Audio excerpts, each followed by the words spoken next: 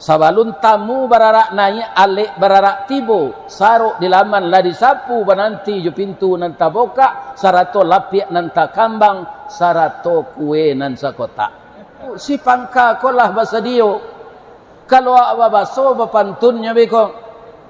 payo kumbuah di tepi jalan tampak nan dari sari lama jalan gadang ke Pekanbaru sasimpang jalan ke Tanjung Bati nan jauh lah kami dakean nan matah lah kami masak buya babaso tentang itu jauh kaibo hati kami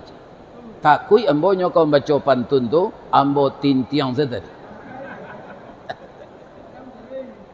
talu ikan tu lain tak kolesterol tu Ustaz indak kecek Japang makanan yang paling sehat tu ikan kok dapat matah hendaknya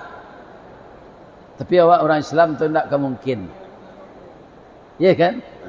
kita barasihan kita goreng kita gulai alhamdulillah